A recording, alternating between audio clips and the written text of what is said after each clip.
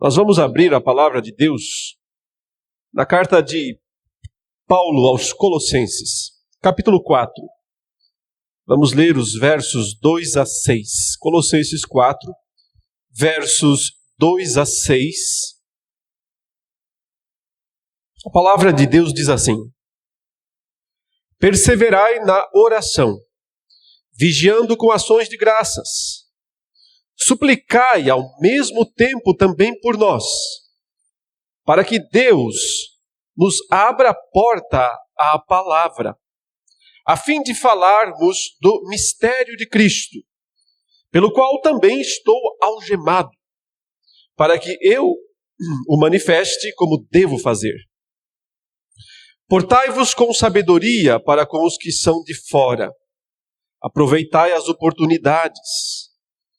A vossa palavra seja sempre agradável, temperada com sal, para saber como deveis responder a cada um. Até aí, meus irmãos, a leitura da palavra do Senhor.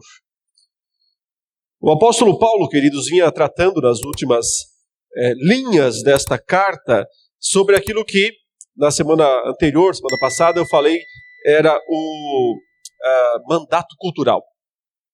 Os 3 mandatos da criação, segundo a exposição de Paulo aqui aos Colossenses, eles são restaurados, juntamente com a nossa imagem e semelhança de Deus.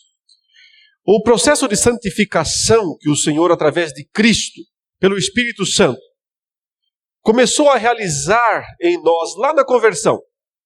Naquele dia, talvez lá muitos anos atrás, talvez há poucos, depende de cada um, depende da história de cada um. Naquele dia em que você foi chamado para Cristo. Igual aquele personagem bíblico, o Zaqueu, né? Que estava lá em cima da árvore, só observando. E de repente o Senhor parou diante da árvore dele, do estacionamento, e disse: Zaqueu, desce depressa. Hoje me convém ficar na sua casa. Hoje, por minha conta, o Senhor Jesus disse, eu quero ficar na sua casa. E o Zaqueu desceu, o recebeu com alegria. Horas depois, ele expressou sua conversão, dizendo: estou arrependido dos meus pecados. Eu estou disposto a fazer o que for preciso para agradar o meu Deus, para agradar o meu Senhor. Isso é conversão. Chamado e conversão. Um dia, isso aconteceu na sua vida. E se não aconteceu, e quanto a isso também nós temos que ser sinceros, né, com a gente mesmo. Porque de repente alguém olha para a sua própria vida e diz: vou ser sincero comigo mesmo. Isso ainda não aconteceu de fato comigo. Porque eu ainda não consigo, eu ainda não experimentei a transformação verdadeira da minha vida, ou pelo menos o começo dela. Claro, terminar isso só lá na eternidade.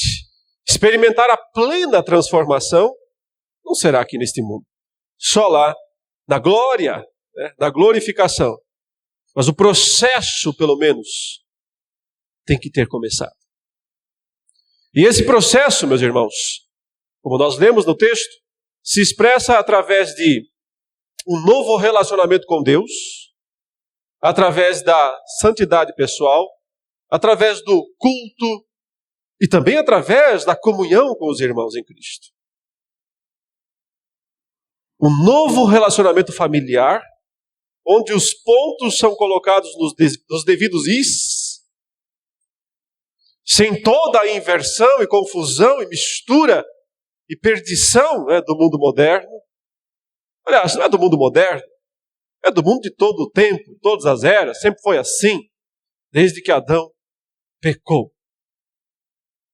Mas é recolocar a família no seu devido lugar, sob a palavra de Deus, debaixo de Deus, e querendo viver o padrão conforme Deus o estabeleceu.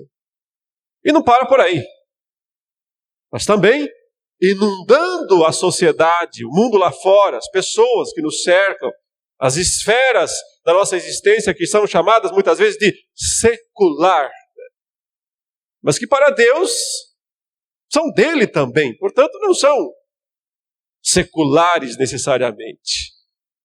Ainda que esse termo possa ser usado para explicar a diferença entre o que nós fazemos dentro da igreja, nos nossos cultos e nos nossos trabalhos e serviços internos, e aquilo que feito lá fora.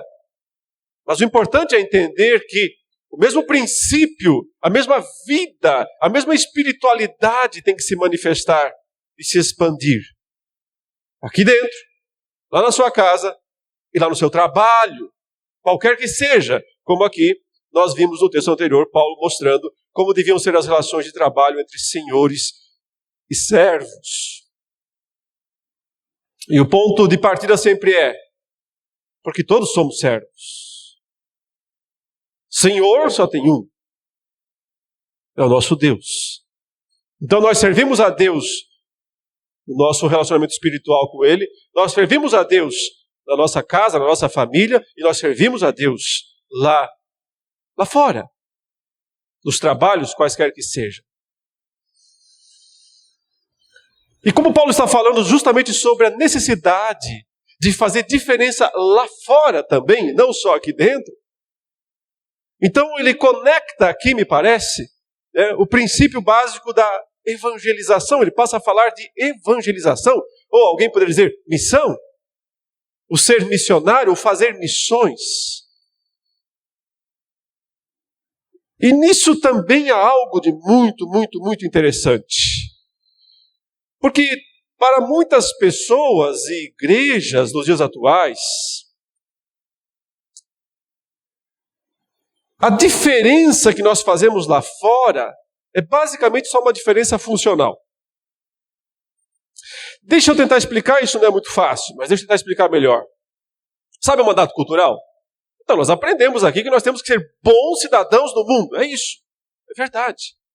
Que nós temos que administrar a criação que Deus nos deu, colocou debaixo da nossa autoridade. É verdade. Isso tem implicações para todas as esferas, né? Ecologia, por exemplo. Sim. Tem implicações para as artes, a economia, a política, qualquer esfera aí fora. Nós somos chamados para fazer diferença lá. Mas como? Apenas fazendo melhor do que os ímpios? Claro que é fazendo melhor do que eles. Porque necessariamente nós servimos a um Senhor maior. Então nós queremos agradá-lo. Então, o melhor se espera dos crentes. Em qualquer tarefa, em qualquer rotina, nos estudos, na jornada de trabalho, nos esportes, no lazer, nas diversões, nós temos que nos divertir melhor que eles também. Porque o princípio fundamental é esse, para a glória de Deus. Para a glória de Deus. Mas a pergunta é, e paramos aí? E parece que para muitas igrejas ao redor do mundo, nós cumprimos nossa missão no mundo basicamente cumprindo o mandato cultural. Mas aqui o apóstolo Paulo diz que é preciso fazer mais. Que isso não é suficiente. Que isso não basta. Porque nós temos a tarefa de pregar o evangelho. De evangelizar o mundo. Não é só atender, cumprir o mandato cultural. É preciso também abrir a boca e falar, e testemunhar, e manifestar ao mundo o Cristo que nós cremos. E é sobre isso que o apóstolo Paulo está falando nesses próximos versos. E me parece que ele nos ensina aqui as 3 principais formas de fazer isso. As 3 principais maneiras de fazer isso. E a primeira é orando. Orando por isso. A segunda também é orando, mas é orando mais especificamente, é orando por aqueles que já estão fazendo isso. Sustentando-os em oração. E a terceira é criar coragem e ir fazer isso também. Vejamos então na passagem aqui, a partir do versículo 2, como ele trabalha esses pontos, né? Primeiro de tudo, ele diz: continuem a orar. Ou, vou pedir para voltar para a versão, a nova versão Almeida, que eu inadvertidamente não usei na leitura inicial, mas é ela que eu quero seguir. Então, pode colocar de novo aí. Ele diz assim: continuem a orar, vigiando em oração, com ação de graças. É claro que essa frase, essa ordem, ela é bem genérica. Se aplica a todo momento, a todo tempo. A própria ideia de continuidade aqui do texto já mostra isso. Mas me parece que Paulo está direcionando isso aqui para a nossa necessidade de contribuir com a obra da evangelização. Como a igreja contribui na obra da evangelização? E ela contribui, em primeiro lugar, se colocando numa posição contínua de oração. Oração é necessário para tudo. É necessário para o cumprimento do nosso mandato espiritual, claro. É necessário para o cumprimento do mandato social ou familiar, lógico. É necessário para o cumprimento do mandato cultural também, evidentemente. Oração é igual comer, né? Igual nos alimentarmos. Nós temos que sempre fazer isso. Mas é melhor do que comer, porque pelo menos ela não engorda. Ninguém vai ficar obeso de tanta oração. Ninguém vai ficar sobrecarregado demais por orar demais. Não. É uma tarefa contínua, tem que ser feita sempre. Mas eu creio que aqui o apóstolo Paulo já está pensando no que ele vai dizer em seguida, que é justamente: nós temos que participar da obra da evangelização. E nós fazemos isso orando. Se vocês se lembrarem, quando o Senhor Jesus ensinou a orar, ele ensinou uma oração apenas. A gente chama ela de oração dominical. E outros chamam de o Pai Nosso. Os primeiros pedidos que o Senhor ensinou a orar dizem respeito a buscar o cumprimento dos propósitos de Deus neste mundo. Não é isso que Jesus mandou dizer para o Pai? Pai Nosso, que estás no céu, santificado seja o teu nome. Venha o teu reino e seja feita a tua vontade, aqui na terra como no céu. Esses três pedidos, de alguma maneira, suplicam a Deus para que Ele seja visto nesse mundo, para que o reino dEle se expanda nessa terra, para que o nome dEle não seja blasfemado, ao contrário, seja santificado, para que a vontade dEle, qual é a vontade de Deus? O que é que Deus mais deseja, segundo a palavra de Deus? Ele deseja que a glória dEle seja manifesta, e o faz também desejando que todos os homens sejam salvos. É isso que Deus fala, o qual deseja que todos os homens sejam salvos e cheguem ao pleno conhecimento da verdade, porque o único modo de alguém ser salvo é chegando ao pleno conhecimento da verdade, ao pleno conhecimento de quem é Deus, de quem é Jesus Cristo, do que é, como funciona a salvação. Portanto, quando Paulo diz aqui, continuem a orar, orem,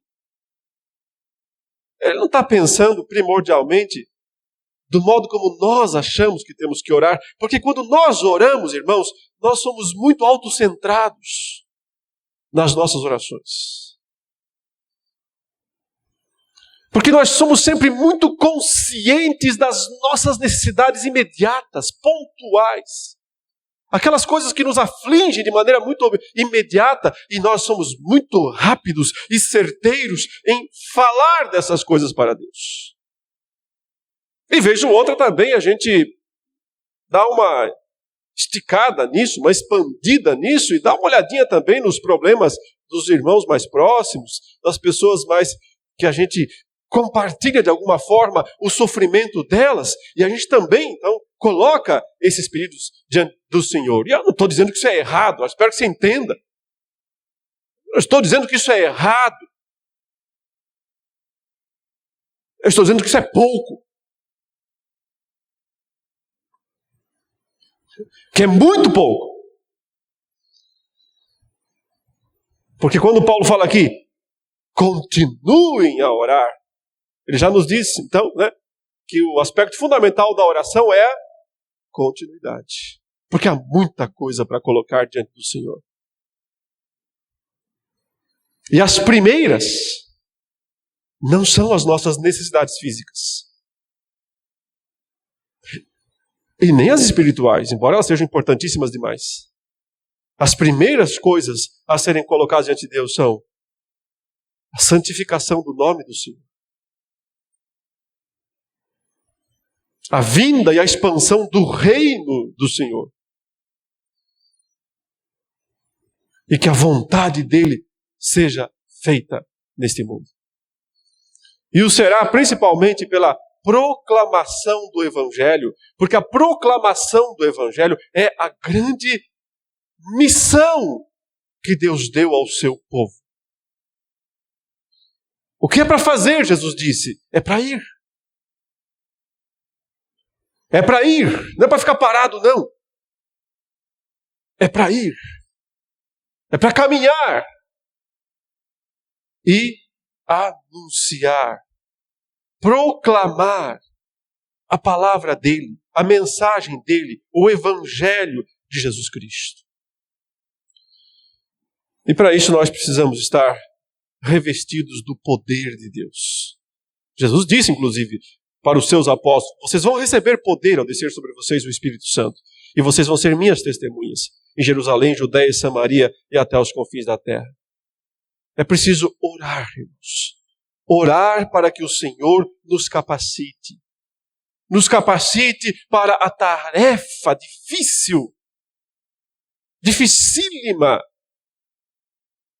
que é proclamar, que é anunciar o Evangelho. Eu vejo nesse único versículo aqui, o versículo 2, né, três características, três qualificações da oração verdadeira. Da oração que contribui para o projeto, né, da evangelização dos povos, para o projeto missionário de Deus, para a expansão do Evangelho do Senhor. Então, em primeiro lugar, ela é contínua, porque Paulo disse aqui, continuem a orar. Ela é contínua. Em segundo lugar, Paulo fala aqui, vigiando em oração. A ideia aqui é alerta. Ela é contínua, ela é alerta. Ela sempre está de olho aberto. A ideia de vigiar é o contrário de dormir, né? A ideia é do guarda, que ele precisa guardar a cidade, não pode dormir. Se dormir, o ladrão chega ali e leva tudo. Então ele tem que ficar atento. É uma oração atenta, de olho aberto. Eu sei que a gente olha de olho fechado. Não tem nenhum problema, é bom olhar de olho fechado. Mas, de certo modo, a oração tem que ser de olho aberto. E não é olho aberto no momento que nós estamos orando, mas de olho aberto para entender quais são as reais necessidades que nós precisamos colocar diante do Senhor. Quais são as coisas que de fato importam. É um sentido duplo aqui, é o sentido de não dormir, não esmorecer, portanto não parar, não desistir de orar, mas conjuntamente da ideia de uma oração entendida, de uma oração clara, de uma oração que sabe o que está pedindo, que tem objetivos claros. Atenta, alerta. E além disso, Paulo fala que é uma oração agradecida, com ação de graças. Porque mesmo enquanto estamos pedindo, nós já estamos também agradecendo. Primeiro por reconhecer só o fato de pedir, já é um reconhecimento nosso, de que só Ele, Deus, pode fazer o que é necessário, não nós. É o reconhecimento do poder, da grandeza, da soberania, da sabedoria de Deus. Agradecida porque quando pedimos, ao mesmo tempo tomamos consciência de que já temos recebido muito. É o velho hino. Conta as bênçãos. E quanto mais você conta, mais você vê que a conta é grande. O número é grande. Quem só pede, mas não agradece, não entendeu nada. Não entendeu o que é oração. Porque na essência da oração está gratidão. Então, aqui estão as 3 características dessa oração. Ela é contínua, continue a orar. Ela é atenta, ela é alerta, vigiando em oração. E ela é grata, agradecida, com ação de graças. Um aspecto genérico, claro, se aplica a qualquer esfera da vida, como eu disse. A oração vai ser sempre assim em qualquer situação. Mas pensando especificamente aqui na missão, na expansão do Evangelho, na proclamação a toda criatura, que vai além de simplesmente cumprir o mandato cultural lá no mundo, que significa, assim, anunciar de forma proposicional, clara, direta, a mensagem de Cristo, precisamos orar por isso. Começamos orando. E oramos continuamente, e oramos atentamente, e oramos agradecidamente. Mas Paulo, na sequência, então, ele puxa um pouco de brasa para a sua sardinha, claro. Ela está precisando de um pouquinho de fogo. Está meio fria. Ele pede um pouquinho de brasa para a sua sardinha. Por quê? Porque ele está preso, irmãos. Preso. O grande pregador do Evangelho, o grande apóstolo dos gentios, o homem a quem Deus deu a incumbência de liderar todo o processo de pregação do Evangelho fora de Israel. Ninguém fez mais ou melhor do que ele nesse sentido. E agora ele está algemado, acorrentado. E como fica a pregação neste caso? Como é que fica a missão se o principal missionário não pode sair de casa? Se o principal missionário, pior, não pode sair da cadeia. Mas como Paulo está falando sobre oração, então ele pede oração por si mesmo. Todos os homens sábios pedem oração por si mesmos. Porque eles percebem que eles não são suficientes. Eles não dão conta. Ninguém dá conta. Quem é suficiente? Ninguém dá conta. E o apóstolo Paulo aqui diz, orem, sim, olha, ao mesmo tempo, ou seja, veja essa expressão, assim como vocês estão orando dessa maneira que eu acabei de dizer aqui no versículo 2, ao mesmo tempo, então apliquem essas coisas aqui também no versículo 2, na oração por mim, Paulo diz, olhe por nós, na verdade, por ele e por sua equipe. Ele é o que está preso, para que Deus nos abra uma porta à palavra, a fim de falarmos do mistério de Cristo, pelo qual também estou algemado. Orem para que eu torne esse mistério conhecido como me cumpre fazer. Como é que a igreja participa da obra missionária, da obra de evangelização? Então, além de buscando o poder de Deus em oração, de uma maneira um pouco mais genérica, como está aqui no versículo 2, ela também faz isso de uma forma bem específica, orando especificamente por missionários, por pregadores do Evangelho, por pessoas que já estão lá na frente do combate, na liderança da batalha. Ela tem que orar por essas pessoas. E Paulo aqui, ele está se colocando como uma dessas pessoas. Nós precisamos saber os nomes de pessoas assim. E não orar só por aqueles que aparecem bastante na mídia. Eu sempre recebo relatos de irmãos dizendo, pastor, eu oro pela sua vida. Eu sempre fico muito grato por isso. Mas também é preciso orar por todos aqueles cujos nomes não aparecem, né? Mas que estão lá lutando, trabalhando, sofrendo pela pregação do Evangelho. Tem gente demais para orar. E agora você entende por que ele fala, não parem de orar. continuem a orar, porque nós temos gente demais para colocar na presença de Deus. Para pedir que Deus os fortaleça nessa difícil tarefa de pregar o Evangelho. E observem aqui que o apóstolo Paulo nos diz o que pedir, o que orar a respeito dessas pessoas. E basicamente é para que elas façam direitinho o trabalho. Por mais complicado, difícil que ele seja muitas vezes. E até impossível, né? Porque se o apóstolo Paulo estava preso aqui, não estava fácil. Mas veja o que ele diz. E eu acho um pouco irônico isso aqui, quando ele fala assim: ao mesmo tempo, orem também por nós, para que Deus nos abra uma porta. O que você podia pensar dessa palavra? Assim, se não tivesse mais nada aí para frente. Se o texto parava aqui, você sabendo que ele estava preso. O que ele está pedindo? Que Deus o tire da prisão? Que Deus abra a cela? Que Deus abra a porta? Não é isso. É provável que a gente pedisse isso. Porque e é normal, eu não quero condenar ninguém por isso, irmãos. Não quero de forma alguma. Mas em geral a gente recebe muito pedido de oração de campos missionários e quase sempre é pelos problemas pessoais dos missionários.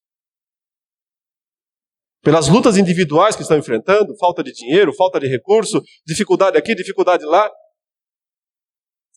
E outra vez, devemos orar por essas coisas também. Mas a preocupação fundamental de Paulo não é sair da cadeia. Não é se livrar da dificuldade que ele está enfrentando naquele momento. E que dificuldade? Preso. Né? E não é uma prisão confortável. Não é... Aqui provavelmente não era mais a prisão domiciliar. Ele ficou um tempo em prisão domiciliar. Mas também enfrentou calabouços. Do pior tipo. Aqueles que a gente só vê em filmes. E nem imagina o que pode significar ficar meses, anos, jogado numa cela, num lugar fétido, terrível. Qualquer um ia querer sair. E não é que Paulo não queria também. Óbvio que ele estava lutando, inclusive judicialmente, para tentar, né, como ele escreve a Timóteo, enfrentando aquele processo. Ou como escreveu aos Filipenses, desejoso de poder ser restituído. E lá, inclusive, ele aceitou, claro, a oração dos Filipenses por isso. Como eu disse então, não é que ele não quer sair da prisão. Mas a porta que ele quer que Deus abra não é primordialmente a porta da prisão. A porta que ele quer que Deus abra é a porta para ele poder falar de Cristo. Testemunhar de Cristo. Que Deus nos abra uma porta à palavra.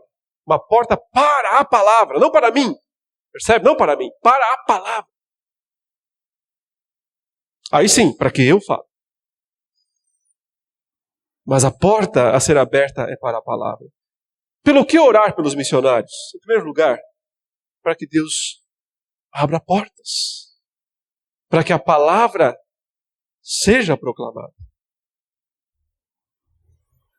E em segundo lugar, para que o missionário aproveite. Porque quantas vezes Deus abre a porta, só que o missionário está dormindo. Deus abre a porta, mas ele está distraído, fazendo outra coisa na vida. Porque todos são falhos.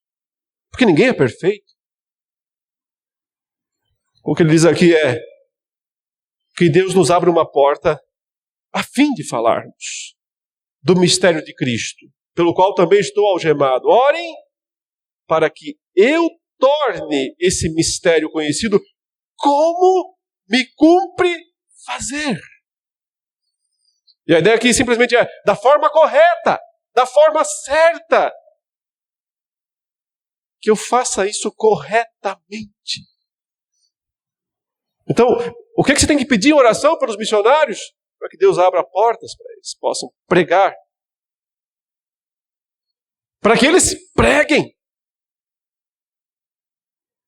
Para que eles preguem o mistério de Cristo. Para que eles façam o que eles têm que fazer.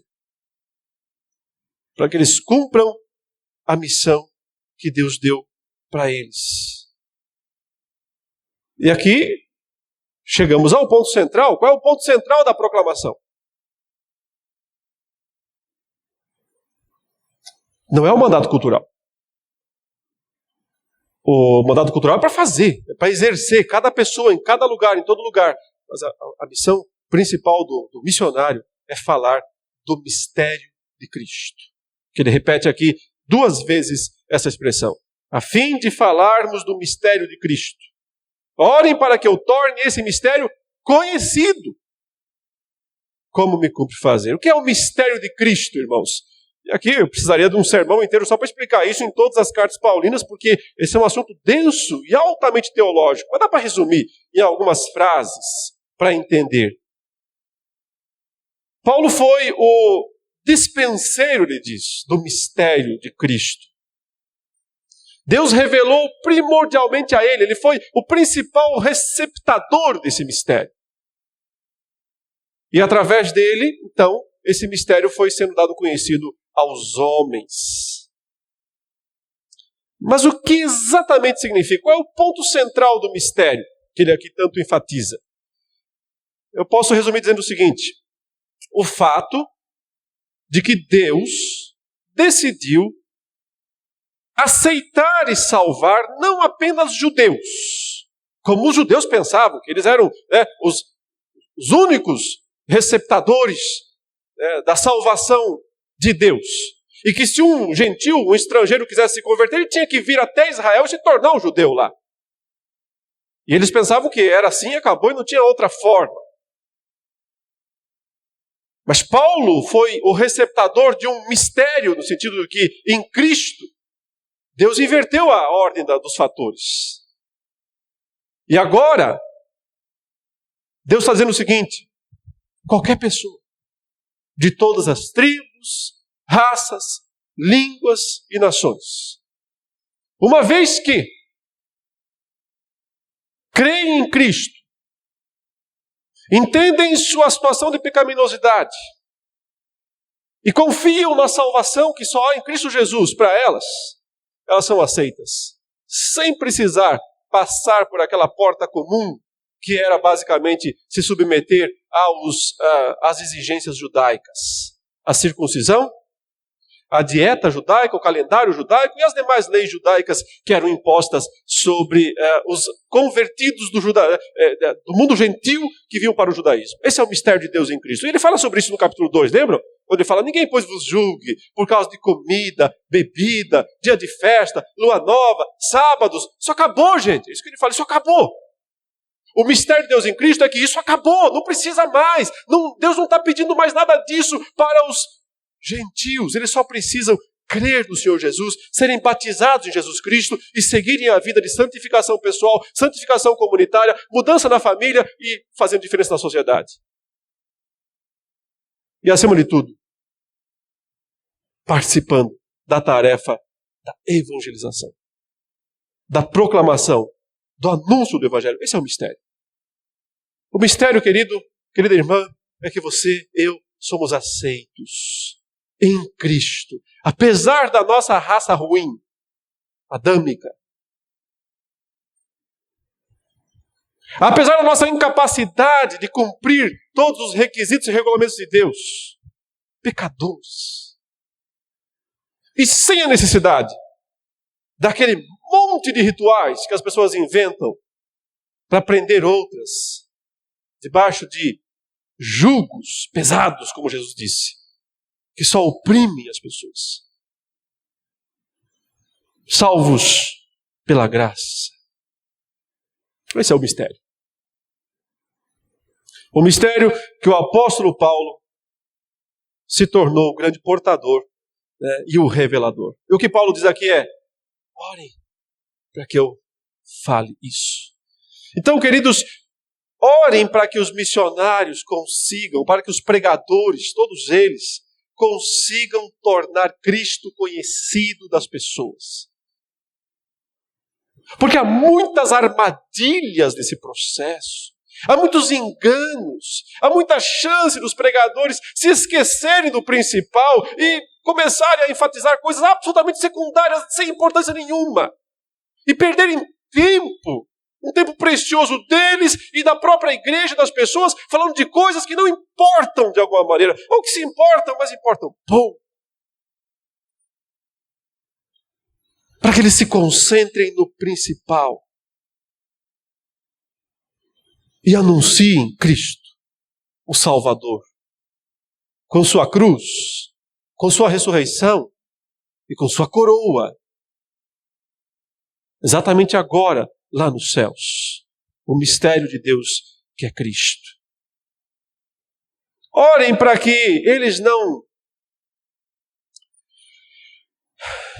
se escondam atrás de desculpas. Mas tem essas algemas, sabe? Não dá. No momento, não dá. Não posso. Porque tem essas algemas aqui me impedindo de alguma maneira. Eu estou algemado.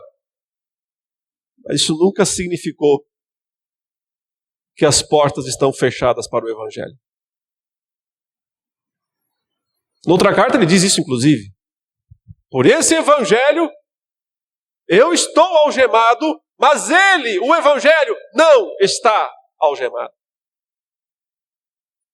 Eu estou, o pregador pode até ficar algemado, a palavra não pode ser presa, não pode ser algemada. E aí a história é longa, né? Porque Cristo conquistou toda a autoridade nos céus e na terra para garantir que a palavra não fique algemada. Portanto, a palavra, o Evangelho, que é o poder de Deus para a salvação de todo aquele que crê, flui por todo este mundo, vitoriosa. O que Paulo quer é mais portas abertas. Mesmo que a da cadeia continue fechada. E finalmente, irmãos, Paulo diz, e não fiquem só orando, tá? Evidentemente orar é importante demais, e aqui tivemos toda essa instrução dele. Mas pelo que vemos na sequência e não fiquem só orando, achando que já cumpriram, que só orar é suficiente. O que ele diz vamos trabalhar. Vamos nós também assumir a função que nos cabe. Cada um de nós. Provavelmente não foi chamado para ir para a Espanha. Por que eu estou falando de Espanha aqui? Porque Paulo pensava que iria, se ele fosse solto da prisão, ainda ir para a Espanha. E esperava que as igrejas o ajudassem nesse sentido. É provável que nenhum de nós aqui tenha sido chamado para essa missão, mas veja onde.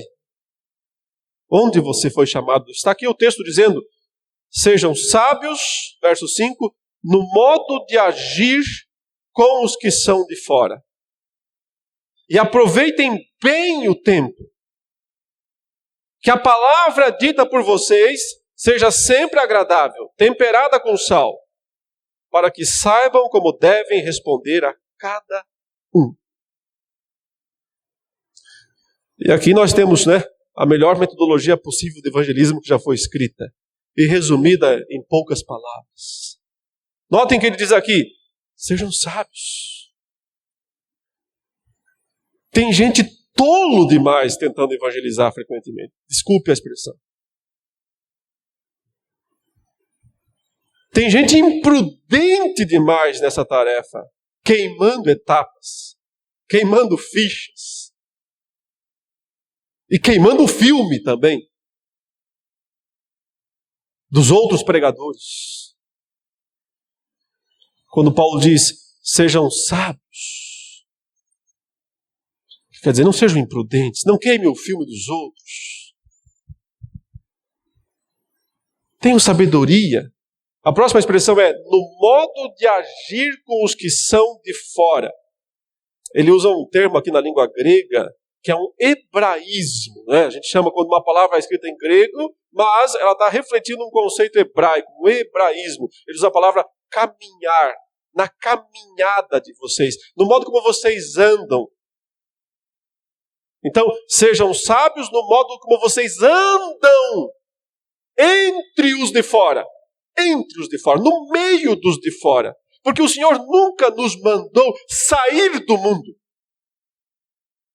Ele só nos disse para não nos contaminarmos com o mundo. A nossa missão é no mundo. No mundo. Nós andamos no meio do mundo. Nós caminhamos entre eles. Essa é a ideia. Olha, sejam sábios no modo como vocês andam, aparecem, circulam no meio das pessoas aí fora. Mas essa expressão andar, que eu falei que é um hebraísmo, né? É um conceito hebraico expresso numa palavra grega, nos remete ao próprio princípio fundamental da aliança com Deus no Antigo Testamento. O que os homens da aliança com Deus no Antigo Testamento fizeram de melhor? Quais foram os melhores? E o que fizeram de melhor? Foram aqueles que andaram com Deus. Andaram com Deus. Quando Paulo diz, sejam sábios, no modo como vocês andam, caminham, se relacionam, porque a ideia aqui é mesmo relacionamento. No meio dos que são de fora. Os que são de fora, os que não são da igreja, os que não são crentes. Significa então que nós temos que levar Jesus junto nessa história. O tempo todo. Porque nós somos discípulos. Discípulos servem para mostrar Cristo para as outras pessoas. Então não é só Paulo que tem que mostrar Cristo para as outras pessoas. Através da pregação formal da qual ele foi incumbido de fazer. Mas nós também temos que mostrar Cristo para as pessoas. E primeiramente é sim pelo comportamento. Porque essa expressão aqui, né, no modo como vocês caminham, andam, está bem traduzida também quando o texto diz no modo de agir. No modo de agir. Porque a ideia aqui é comportamento. No modo como vocês se comportam no mundo aí fora, diante dos incrédulos. O que vocês mostram? Sabedoria ou fanatismo? Sabedoria ou imprudência? Uma das piores coisas que acontece na tarefa de evangelizar, porque note, a figura é do exército, né? Um exército, o capitão, o senhor, o general que é Cristo, e nós, seus soldados, lutando por ele. Se não bastasse os inimigos, ainda temos que frequentemente aguentar fogo amigo também.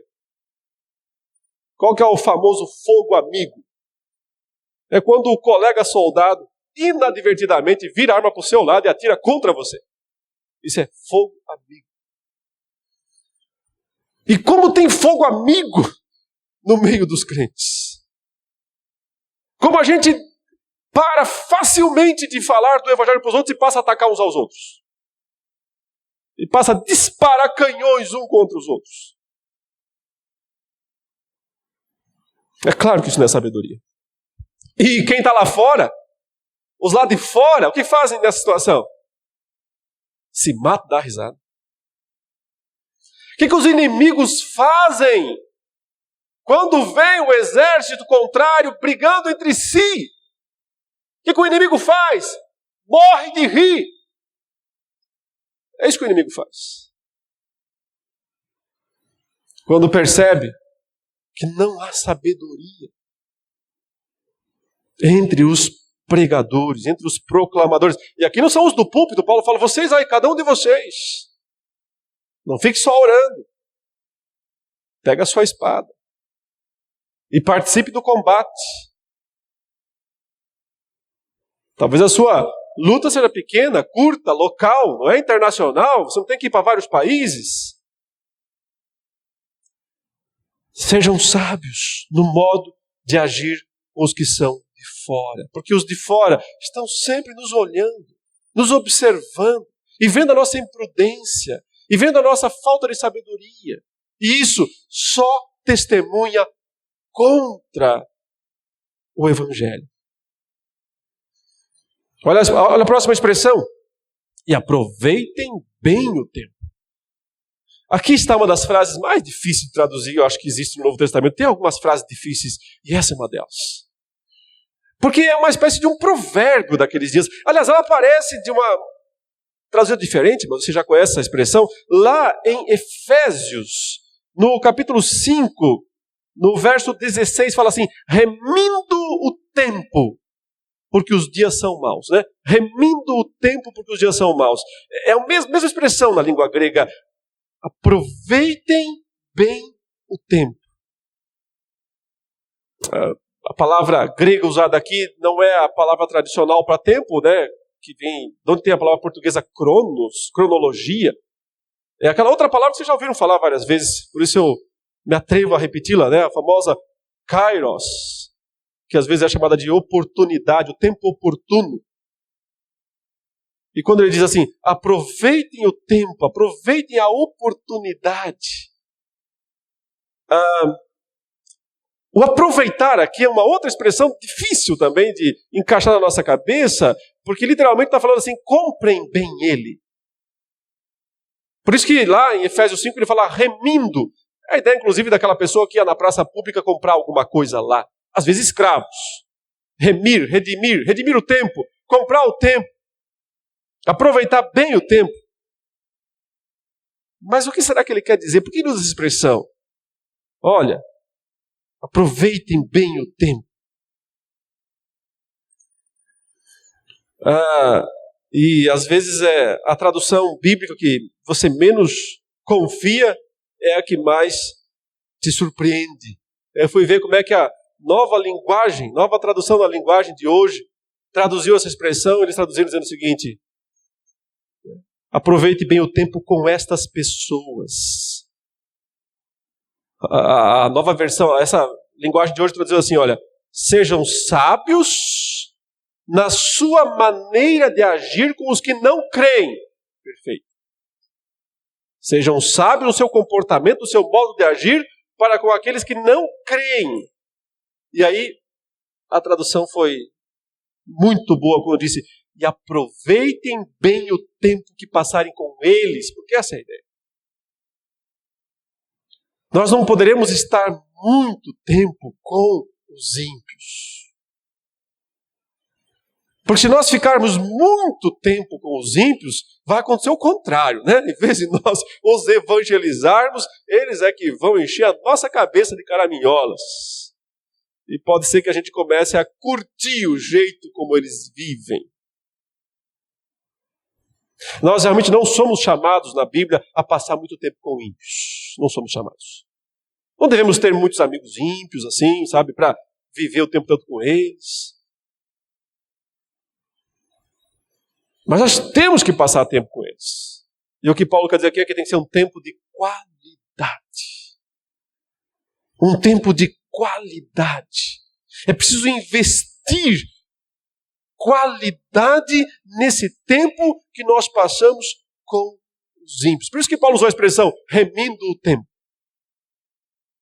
Porque você não tem muito mesmo. Ele é caro. Ele é precioso, tem que comprar, é muito caro. Quanto vale a sua hora? Cada um de nós tem um valor aí, né, para a sua hora. Quanto vale a sua hora? Eu quero dizer que a hora que você tem disponível para passar com o ímpio vale muito. Vale muito. Então, use-a bem. E como é que você usa bem esta hora cara que você tem para passar com ele? Então não é só mostrando o que você é. Também existe a ideia de que evangelização é só comportamento. Só comportamento. Eu só tenho que me comportar bem, fazer, né, mostrar Cristo através das minhas ações. Sim, é preciso mostrar Cristo através das suas ações. Mas não é só isso. Eu já disse, não é só orar. É orar e é orar muito. Mas não é só orar. Tem que mostrar. E agora eu vou além e digo, não é só mostrar. É mostrar também comportamento, modo como você anda, se comporta, sabedoria, no meio dos ímpios, dos incrédulos.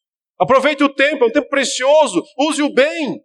Mas ele diz, fala, abra essa boca e eu a encherei. Tem que falar. Que a palavra dita por vocês, ela não ficou presa na garganta, ela não ficou só na mente, ela não ficou só nas mãos, ela não ficou só nos olhos, não foi só expressão, não foi só ação, foi fala, palavra dita.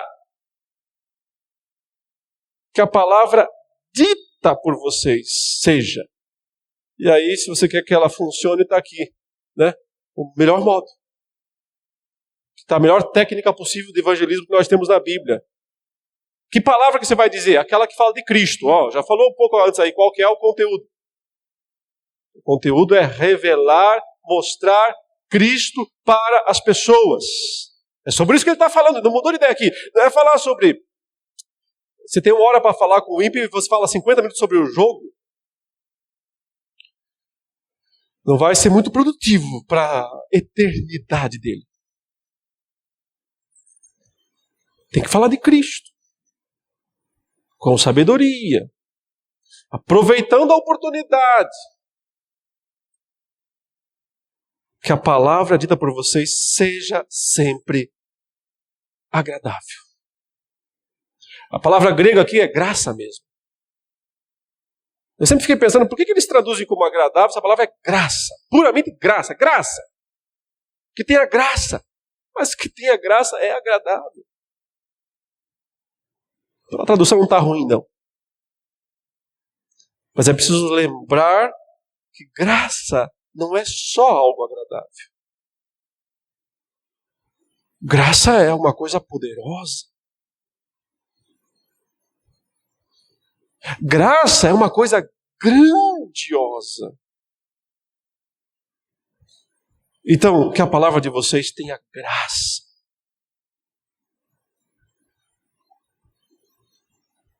Que não seja uma desgraça também. Veja como a palavra graça é rica, né? Como ela tem inúmeros significados e como a nossa mente, né, imaginativa se enche de explicações para essa única palavra, graça. Ela tem que ser uma palavra que vem de Deus e que transmite graça.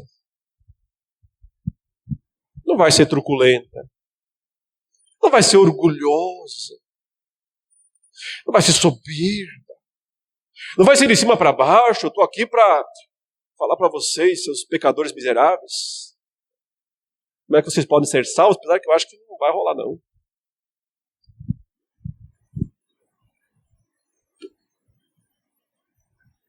É no meio das pessoas.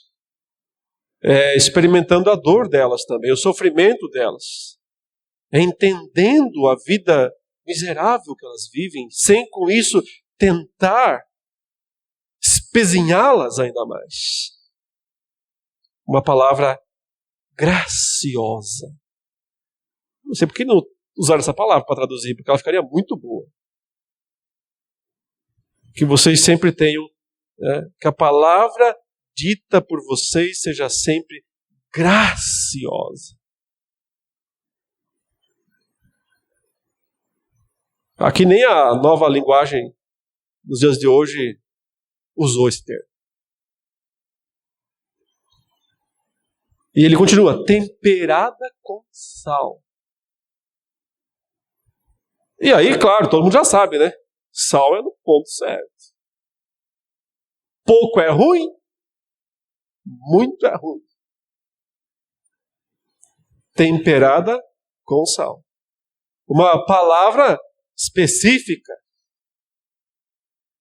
Uma palavra no tamanho certo, na hora certa, da forma correta. E aqui eu já estou desanimando a maioria dos evangélicos, falando, nunca consigo fazer isso. Mas o Espírito de Deus pode nos dar essa sabedoria. Pode nos dar essa capacidade puramente espiritual de ter a palavra certa na hora certa. Uma palavra graciosa, que leva Cristo aos corações desesperados de uma maneira que só Deus e o Espírito Santo podem fazer. E preparados, ele diz aqui, para que saibam como devem responder a cada um. Isso nos lembra Pedro também, né? Pedro dizendo assim, você tem que entender a sua fé. E bem. Porque senão você não vai conseguir dizer qual é a razão da sua esperança. Entender bem a sua fé. Entender bem o seu conjunto de crenças bíblicas. Você tem que saber bem isso, senão você não vai saber evangelizar. Mas também ele diz aqui, me parece, que é entender bem a situação de cada pessoa que está sendo evangelizada, porque ele diz que tem que saber responder, como saber responder a cada um. Então, de certa maneira, meus irmãos, a verdadeira evangelização, ela nunca é de massa. Se fala muito em evangelização de massa, e todo mundo quer ter 5.000 pessoas sentadas para poder pregar o evangelho para elas, e quer ter 10.000 pessoas sentadas para pregar. E outra vez, a sua soberania, certamente Deus pode converter pessoas no meio dessas 10.000, 20.000, mas o modo mais eficiente de evangelização é olho no olho. O modo mais eficiente de evangelização é cada um por vez. A cada um, significa um por vez. Porque a palavra tem esse poder de se adaptar a cada situação. E se eu fico só no atacado, eu limito esta possibilidade. Por isso tem que pregar no varejo também. Tem que pregar no um a um. Para poder entender a situação da pessoa e então ir com a palavra boa. Então talvez o método melhor não seja já ir falando de cara, mas ouvir um pouco. Porque se você não ouvir as perguntas, como é que você vai dar as respostas? Tem gente afoita demais na evangelização, ele já vai dando as respostas de cara, a pessoa nem perguntou nada.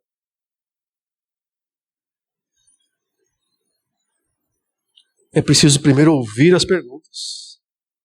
Porque ele está falando aqui em responder a cada um. Responder subentende que já foi feita uma pergunta. Uma pergunta antes. Quais são as perguntas que as pessoas estão fazendo? Tem que escutá-las. Cada época, cada geração tem as suas perguntas. Em última instância, a resposta é a mesma. O mistério de Deus em Cristo. Mas o que Paulo pede é sabedoria para saber comunicar. Esse mistério para cada um segundo as suas necessidades. E assim Paulo finaliza essa carta. Aqui acabou o assunto teológico. Na sequência vem saudações. Ainda tem muita teologia nas saudações. Eu vou expor ainda o restante desse texto. Mas ele acaba praticamente a carta, o assunto com isso aqui. Mostrando a importância que nós temos, né, de participarmos do trabalho missionário, do trabalho de evangelização, do trabalho de pregação do evangelho. E fazemos isso orando. Genericamente, orando especificamente pelos já pregadores e pondo a mão na massa. Com exemplo, comportamento e com palavras, falando de Cristo para as pessoas. Vamos orar. Ó Senhor, nós te suplicamos nesta manhã que Tu nos capacites pelo Teu Espírito Santo a sermos mensageiros do Senhor, através da nossa vida, através das nossas palavras. Abençoe, ó Deus, os missionários, pregadores, ao redor deste mundo, que estão exatamente agora lutando pelo Evangelho. Que eles sejam, ó Deus, capacitados a transmitir a mensagem central, mais importante, Cristo Jesus, o Salvador, a todos que precisam, que o façam com graça. E que cada um de nós também, ó Deus, continuemos a cumprir a nossa parte como soldados nessa grande guerra, onde seguimos o Senhor, nosso único general. Oramos em nome de Jesus. Amém.